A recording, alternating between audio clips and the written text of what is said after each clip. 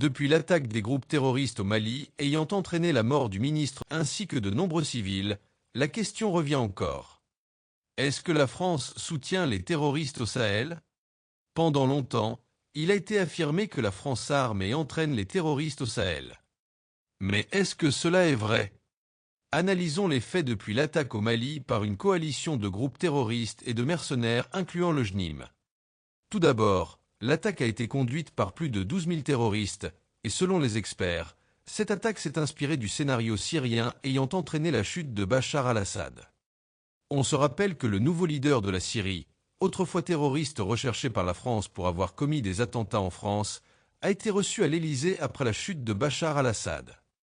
De plus, les drones utilisés par les terroristes pour mener les attaques seraient, selon les experts, d'une technologie comparable à celle utilisée par l'Ukraine.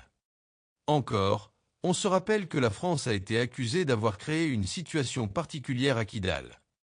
Un territoire d'à peu près la taille de la France, qui était devenu une zone sous contrôle de groupes armés, où ils appliquaient la charia, mutilaient les populations et obligeaient les femmes à se voiler intégralement, leur interdisant de travailler.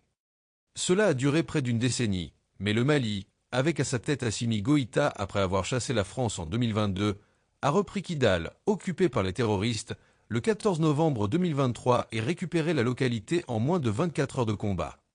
Notons également qu'aux premières heures des attaques, les médias français annonçaient déjà la mort du ministre de la Défense, le général Sadio Camara, bien avant que le gouvernement malien lui-même ne soit en mesure d'arriver sur le site pour confirmer.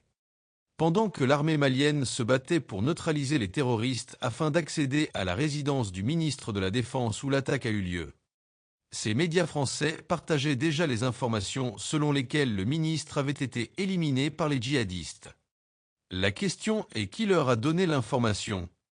Encore plus troublant, le porte-parole des groupes terroristes coupables de ces attaques aurait été reçu à Paris et à l'Élysée, et aurait donné un entretien à TV5 Monde, une chaîne française.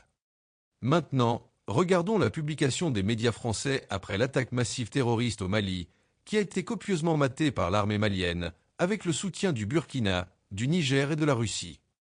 Observons ensemble la communication des médias français à la suite des attaques et laissez en commentaire ce que vous pensez.